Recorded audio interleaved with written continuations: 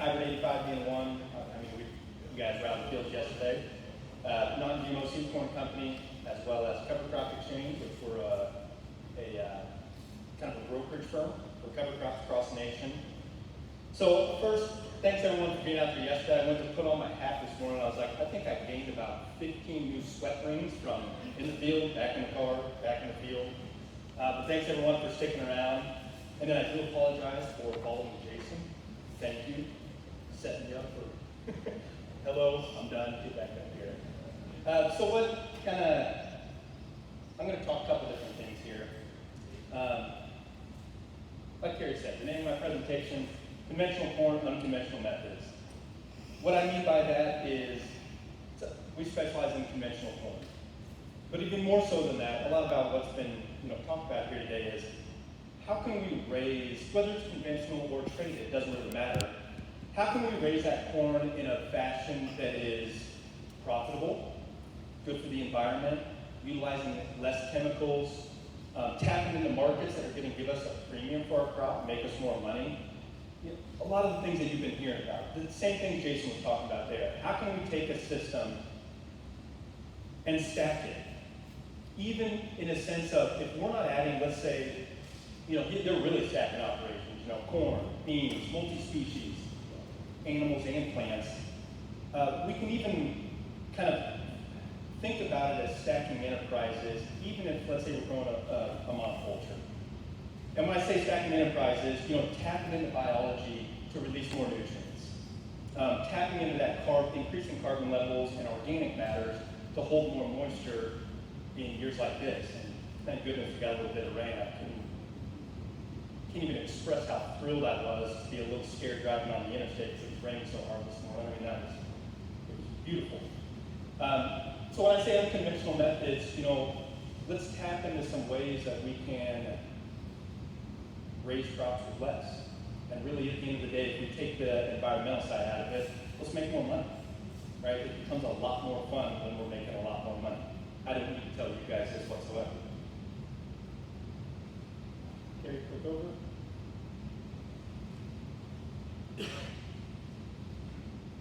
Either way. So again, Cover Crop Exchange, Hybrid85, two different companies, but they definitely are complementary to each other. Obviously, we're promoting cover crops in a corn type of system. The difference with the Cover Crop Exchange is we're connecting growers and buyers as much as possible. Go back one, Carrie. 4-1. There we go. And you guys aren't going to be able to see it, so I'll read it off here. I put this in at about 11:30 last night, finishing the beer, after I heard Vance's talk. When you were talking about your son in that field, and I've got young kids as well, different time frames, that really resonated because I often think to myself, as a father, my job is to set my children up for success. That does not mean giving them all the right answers. And sometimes I think that, you see them falter, first thing you want to do, come swoop in, save the day, tell them the right way to do it. And I've learned that it just doesn't work that way, right? You can probably tell your boy how many times, quit peeing off the top of the truck, but good luck. And I think a part of that, why it resonated so much, is I had a really good mentor in my life that was extremely accomplished in his field. I didn't even know it at the time when he came into my life. But he would never give me the answers that I wanted. Just give me the answers.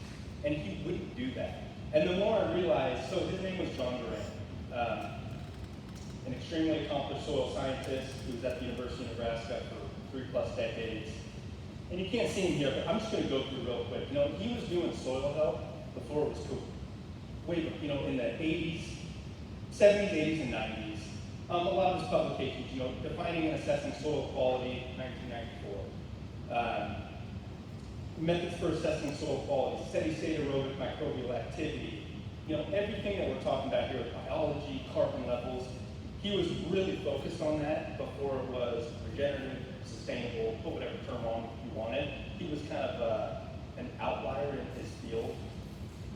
Without going into the backstory, to the point that in 2000 he won what was called an Onassis Award. They give them out every 3 years. It's about $250,000. It's a Greek award. He was so committed to spreading this message, kind of like, I guess, a typical university scientist. He wasn't worried about the money and all that. That was not part of his realm, right? He was taking care of it. It was a university job. It was comfortable.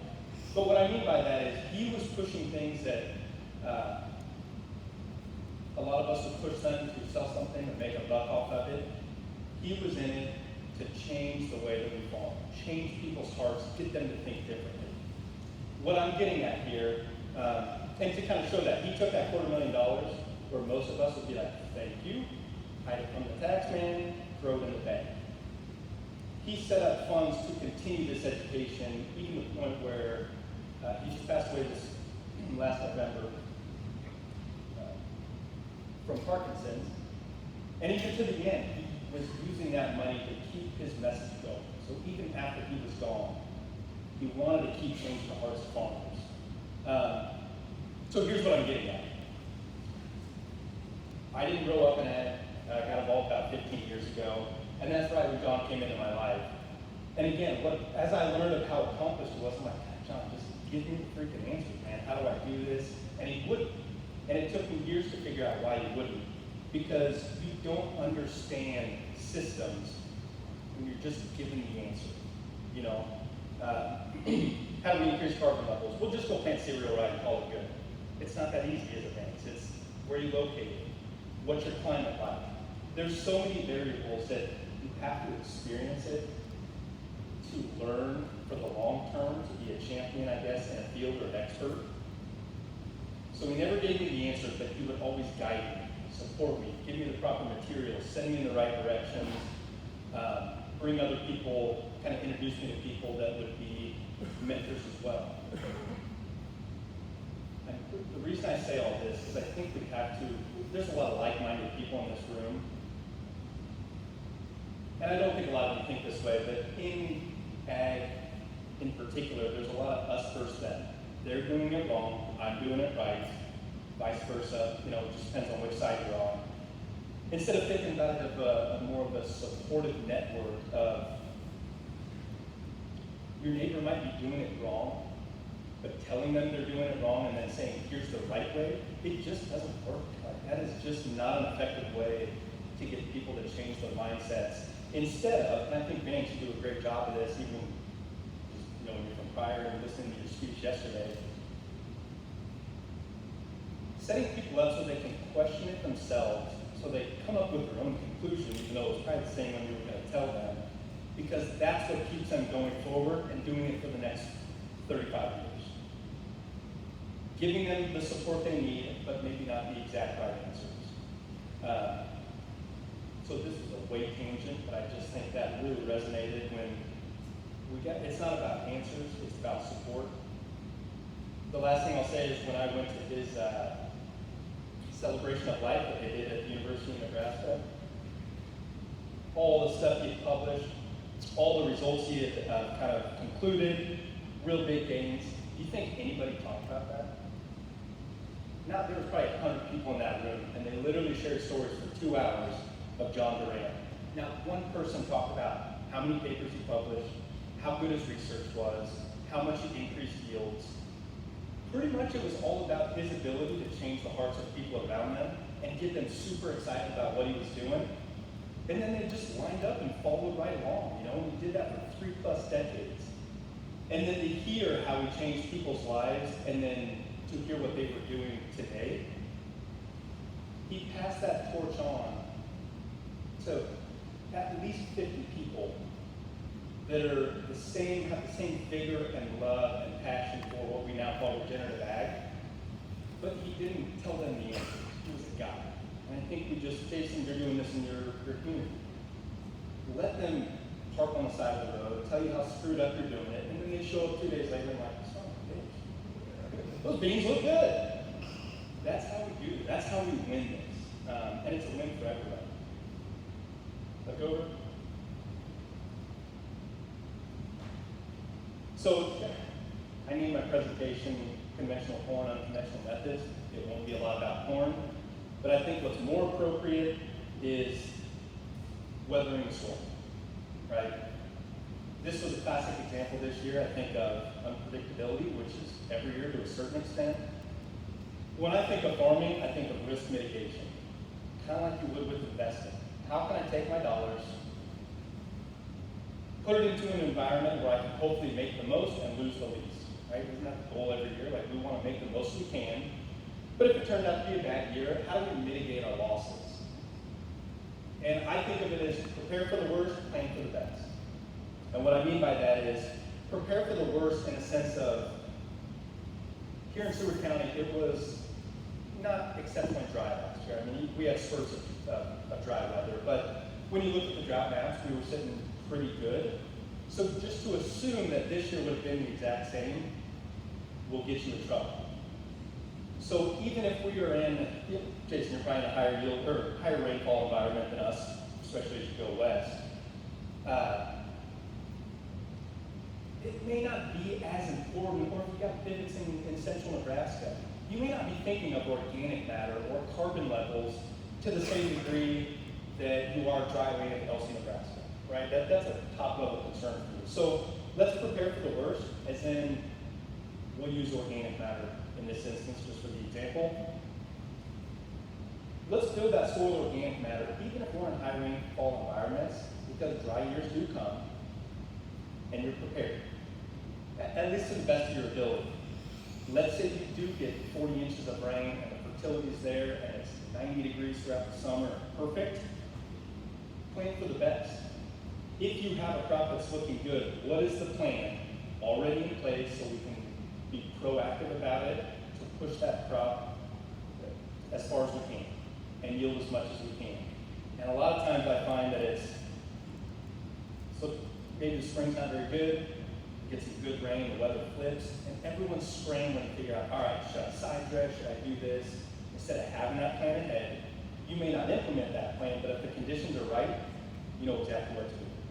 You've got your program in place, ready to go. And you guys know this, most of this stuff is out of our control. Don't lose sleep over it.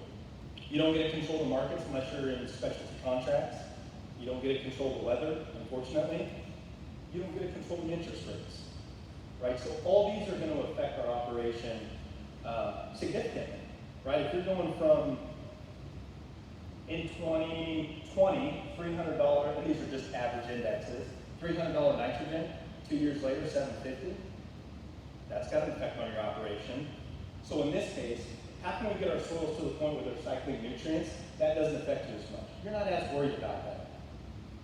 Maybe you need 100 pounds of nitrogen out there, but you're not dumping 250 and totally dependent on what the markets say you have to pay for that. You may always need it, but how do we reduce that need? Same goes for corn. There you go ahead.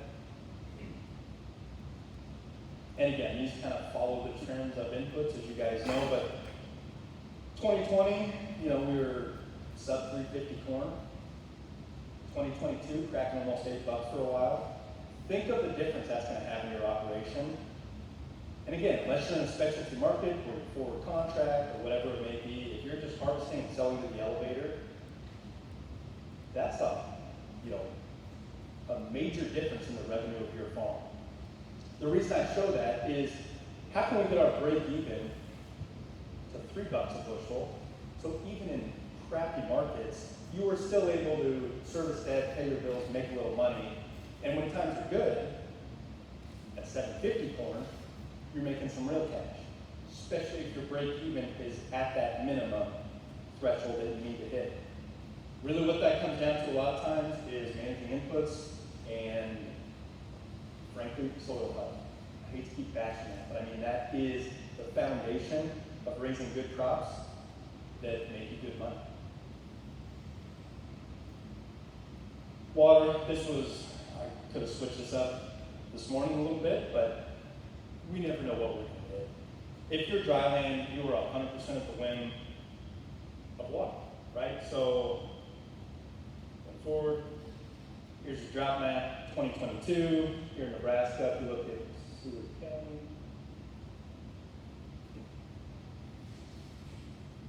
As far as the drought monitor goes, we were at basically no drought, a zero if you will. So if you guys look at the screens over there, where Vance was at, drought, we were sitting pretty good. Here's 2023. Complete flip. I mean, it's literally like you just flip that map around. So last year, zero drought. This year, exceptional drought. I say that because, like at that plot yesterday we were looking at, so that soil that you guys looked at in the tub before we went to the plot, that was soil from the plots. That soil structure is what got us to this morning to catch a little rain. If we can't wait to catch those rains and we're dry land, that could mean a lot of trouble. But point being, just think of the dramatic difference we saw 2022 to 2023.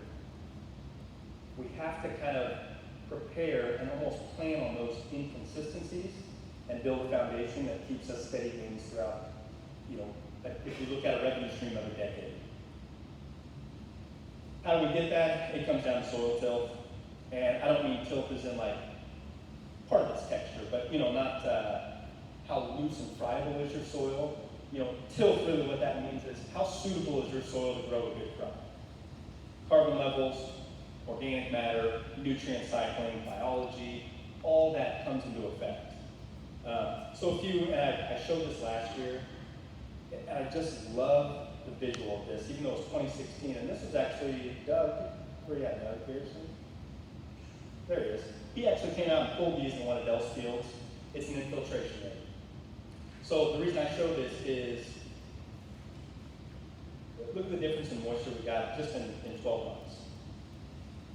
Soil tilth is what's going to be make or break in some of those fields. So when Doug came out and did this, again, 2016, this was a real productive 5-acre plot Dell has that we do a lot of experimenting on. First run infiltration, 13.3 inches an hour. So in the first hour, it will take on 13 inches of rain. The hour after that, it'll take another 4.5. If we get 17 inches of rain, we're probably thinking about a lot. You're pumping your basement instead of worrying about your corn. But point being, that field soaked up probably 100% of that rain it got this morning. I almost guarantee you there's probably no runoff. What you get with that, so soil till, we get the water infiltration. Well, when you have that sort of porosity, typically you get that through good biology and good carbon levels, and what you get from that is good fertility. So if you look at the bottom, kind of in the calculations, they're estimating that that field will release about 165 pounds of N in an amino acid form. So just like Jason was talking. And if you guys, John Kemp is a wealth of knowledge. I would recommend Googling his name and consuming his stuff because he has a lot to offer. But when a plant takes up nutrients in simple ions, let's say nitrate that you put out there, it takes that plant about 15% of its energy to convert that. Just to convert that. Plants are most efficient in fertility, nitrogen in the form of amino acids, micropoop. But just biological processes that release these nutrients. You can get by with 165 pounds of N in that form, more than enough to raise a 200 plus bushel corn crop without any other inputs as far as nitrogen goes. That's huge. Talk about saving money, building resiliency. We can get all of these at one time when we focus on the right things.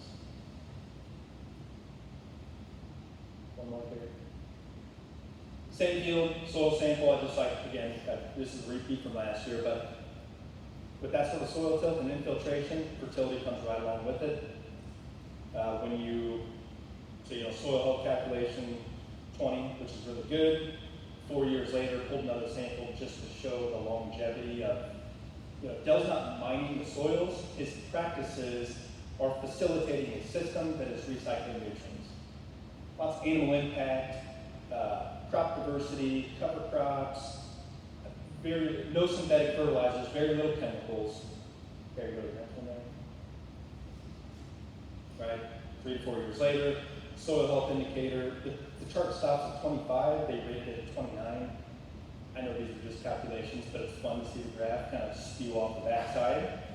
But he's not mining the soil in this case. And the reason for that is good old carbon. You guys are probably sick and tired of hearing the word carbon lately. But that's the driver of all of it. And I'm going to talk about it a little bit different because there's two forms of carbon. Not two forms. I look at it in two different viewpoints. There's all that residue that when you cut that wheat, you got all that residue out there, tons of carbon. Hugely important. Armor for the soil, capturing moisture. You know, what do we do with garden beds around the house? We mulch them because it saves moisture. 1,000-acre field, 500-acre fields, no different. But like a compost pile, if anyone's ever built a compost pile and you start huge, and then next spring they're about 25% of that size, well, most of that carbon is released into the atmosphere, right? So the biology is breaking down all that residue. Your compost pile gets 25% of the size, and that is carbon that's gone off into the atmosphere. I'm not saying that's a bad thing. That's just the nature of what it does. The residue on your soil surface, pretty much doing the same thing. You know, if you have a big sorghum Sudan crop in the summer, you knock that down and you plant your winter wheat into it or whatever it may be. A significant portion, I would argue a majority of it, is going to go off into the atmosphere as CO2. You get tons of benefit from that, but you don't keep that carbon in your soil. It's what I would call temporary carbon, and we need that. The other side of it is the root exudates. Here, you can go one more. This is where we build the carbon foundation for high-yielding crops. This is the stable carbon. That's the root exudates. That's the sugars, which is, you know, carbon, hydrogen, oxygen, that plant's pumping into the soil in a much more stable form. Readily available for the microbes. The microbes are going to process that, but you're not going to respire as much into the atmosphere, and what does respire a lot of times is captured by that canopy. So even more important, you know, with this relay crop and stuff, and I know scalability, that's what Jason's working out right now. The more canopy we have, the more of that carbon you're capturing in the form of respiration. So the way I look at it is, as producers, how can we maximize the root exudates coming out of those plants, pumping sugar into the soil, and to really build organic matter? So you have two sides. You know, like Mansfield said yesterday was, we can build organic matter in a short period of time. And then other people go, it takes 15 years. We're probably talking two different carbon levels. You're building organic matter quick because your plants are pumping a lot of sugar into the soil, they're healthy, versus residue. Go ahead, carry one more. I like to call this liquid sunshine. Again, we're using plants to pump carbon into the soil. It can be a cash crop. So we can literally build organic matter growing a corn crop in Nebraska, or cover crops, which is more what people hear about, right? Planting the covers in between the cash crops to build organic matter. But we can do that, I would argue, almost just as effectively raising a cash crop that we're going to pull out of that field and increase our organic matter and carbon levels. But a plant is only going to do that when it's healthy enough to afford to not consume the sugar it's producing, right? When it can say, I only need 50% of the photosynthate sugar that I produce today to grow full function, right? So that other 50%, 20%, 50%, whatever it may be, it just pushes through the soil profile, feeds the microbes, those microbes release more nutrients, and we get this feedback loop, a positive feedback loop, which is exactly what we want. The way we do that, though, and I'll try to explain this simply, is I visualize photosynthesis as a highway. When you have all the nutrients in the right amount, and balance, and everything's rocking and rolling, you have a 10-lane highway. When manganese is short, you got a 9-lane highway. When you're short on boron, 8, 7, 6, and we go down. So that plant's still going to photosynthesize, but at a much reduced rate. We want to fatten up the photosynthetic pathway to produce as much sugar as we can. That is the key. You can raise high-yielding crops that are not healthy. You cannot raise extremely healthy crops that are not high-yielding. get those two together. But we've all seen high yielding crops that have disease, pest pressure, crazy weed pressure in the field. Did 250 bushel, but it costs you an arm and a leg and a whole bunch of trips over that field, where a healthy plant is always going to yield. And you're going to pump sugar into the soil. Carrie, go ahead now.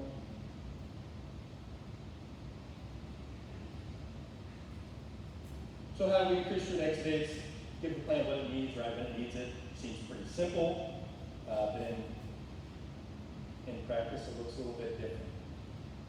So if you go back one.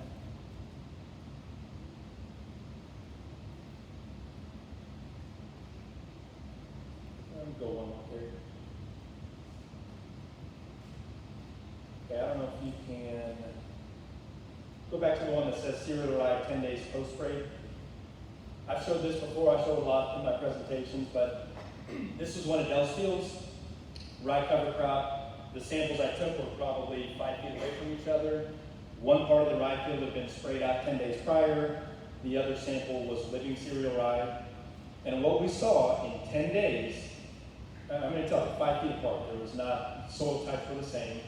20% increase in organic carbon levels, so we could call that 2% increase a day at that point. I should have come back and taken another sample at 14 days, 20 days, but it just didn't work out.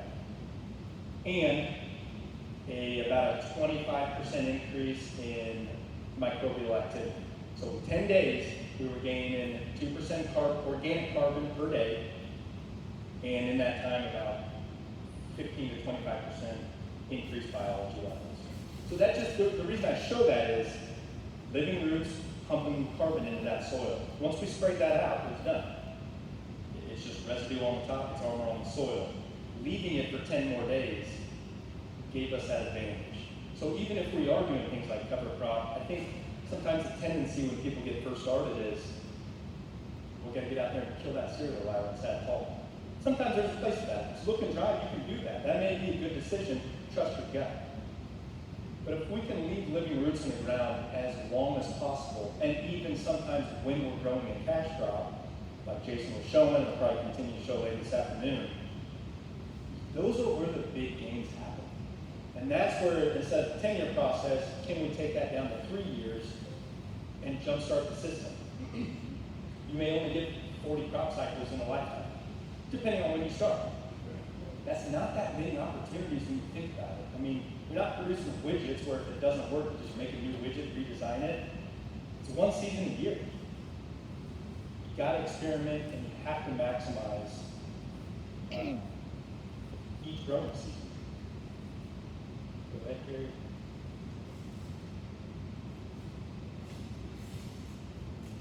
So a way to do that, again, cash crops, cover crops, both will do it.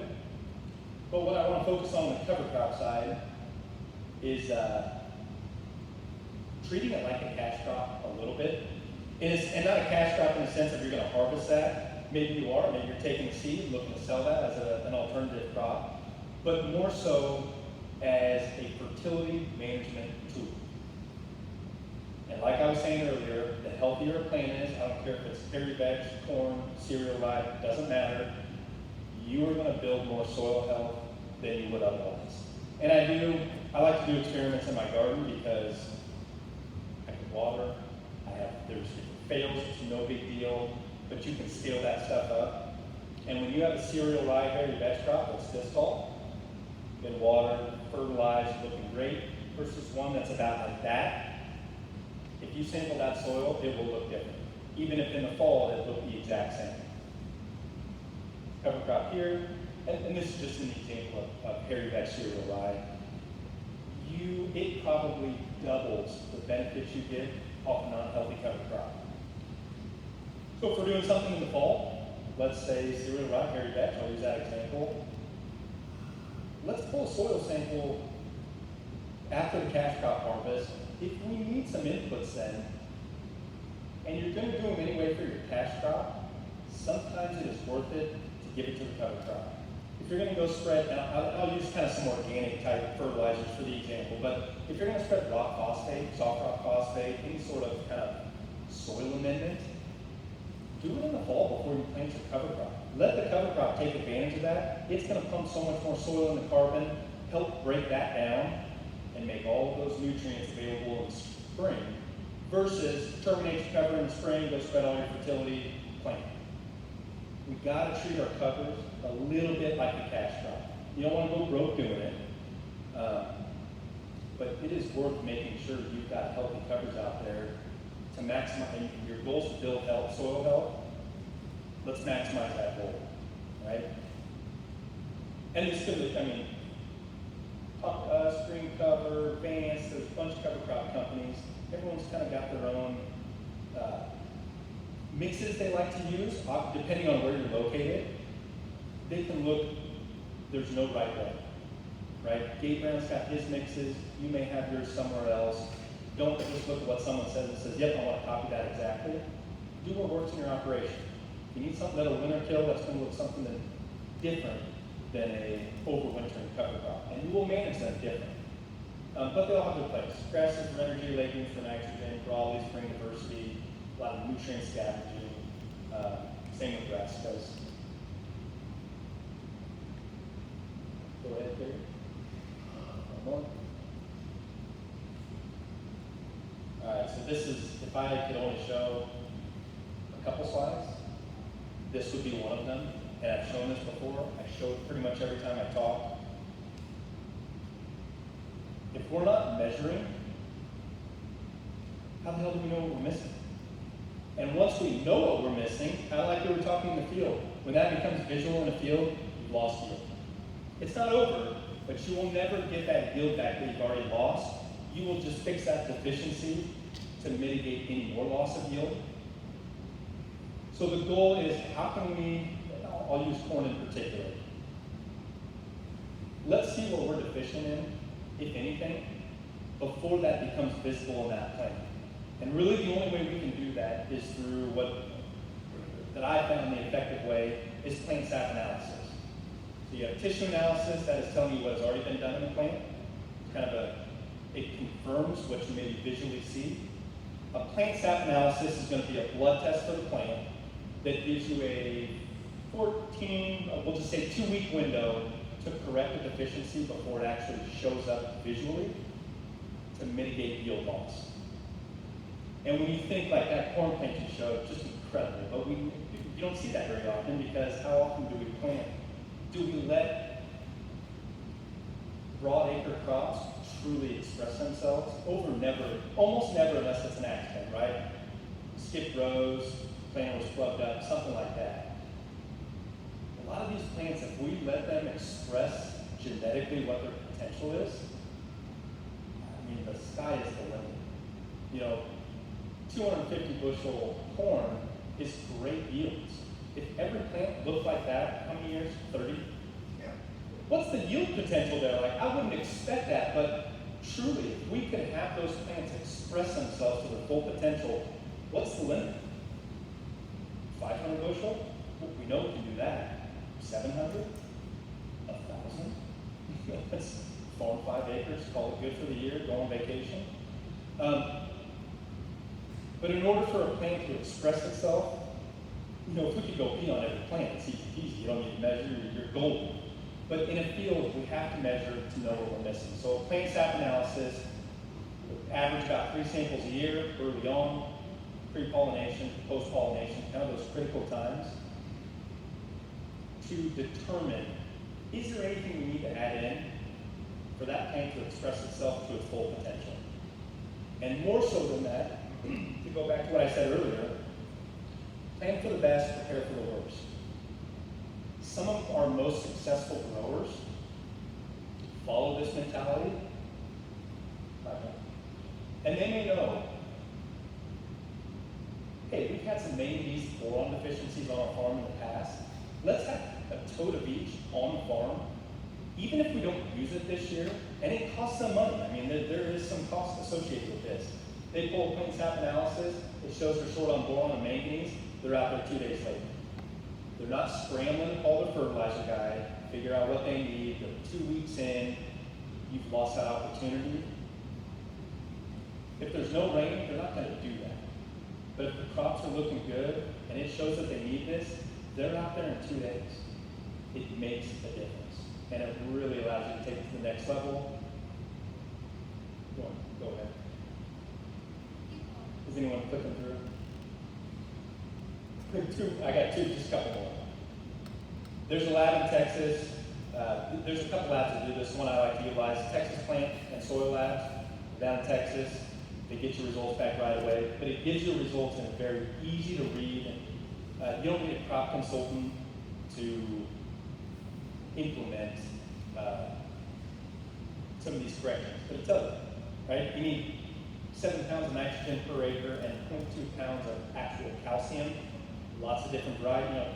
Talk with the guys that have the liquid, any other fertilizer company. There's lots of different products. We just have to know how much of each product do we need, regardless of the concentration. Feed the biology, feed the plant. I'm not going to focus on this too much, but you guys understand it. It's feedback loop. Feed the biology, it feeds the plant. The healthier the plant is, the more it feeds the biology, you get this positive feedback that is hope. That's where the magic happens. And we find a lot of times, I'm not against synthetic fertilizers, especially when they're utilized efficiently and correctly. But there is something to say for things like rock phosphate, manures, hydrolyzed fish, sugars, humics, compost feeds and extracts. They all fit together. And truly, some of the most successful growers I know mesh those two together. They're not organic, they're conventional, but they're mixing fish in with their 32% because then they can reduce the 32%. With a gallon of fish, can we reduce our 32 by 20 to 30%? Absolutely. That's huge. For $6, we can reduce 30% of our nitrogen needs a lot of times. I'm going to skim through these real quick because I'm short on time. Just a lot of soil. I just want to talk about our companies real quick. I have to do a shameless plug. Hybrid85, we talked about this yesterday. We are your probably lowest cost option in the marketplace, not from a quality standpoint, but from a business model standpoint. Kind of like we talked yesterday, we're 100% irrigated production here in Nebraska, going across the same cleaning and treating and color sorting as your $350 bags. Million acre benchmark, we don't bring an inbred into our program unless it's been on 1 million acres across the nation to prove itself. Everything's non-GMO, purity tested. We specialize in that, and so we want to be sure that what we are putting into the marketplace is a pure product. So if you do find some of those market potentials, you can be confident you can sell into those markets, take a premium, and take advantage of that. And we're about a quarter of the cost in some cases compared to other seed brands.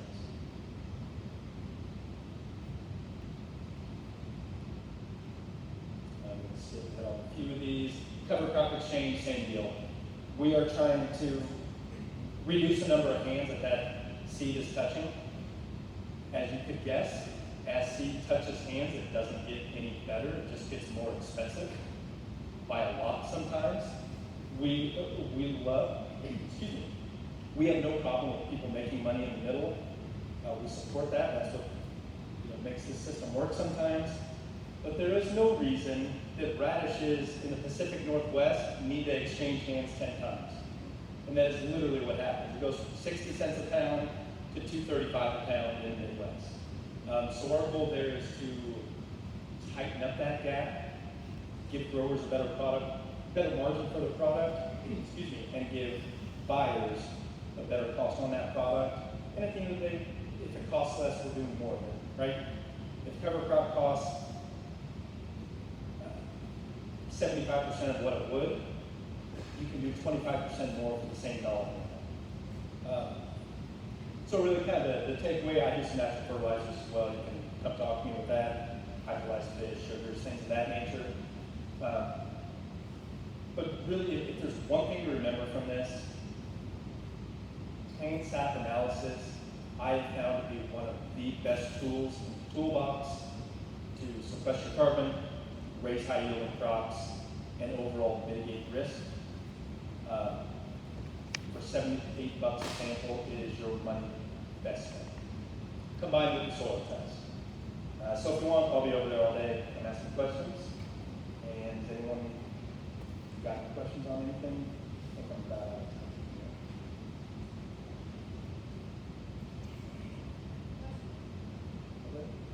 They're just waiting for Jason to come back up here. Don't lie, I know how it is. Sure. Plant sample coming in at like V3 to V4. We're taking the whole plant, and then we're coming back at about V10. We're gonna take the first fully collared leaf from the top, and then we're gonna come back at about R1, R2. So after we pollinated, kind of that blister phase or stage, and we're gonna pull the leaf opposite of the ear.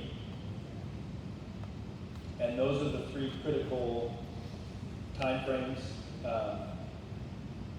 Send it off to a lab, it's usually about a 2-day turnaround, and then you have a solid base of what you're short on. And I can tell you from looking at a lot of these samples, manganese, boron, calcium, they are almost ubiquitously, is that the right word, ubiquitously?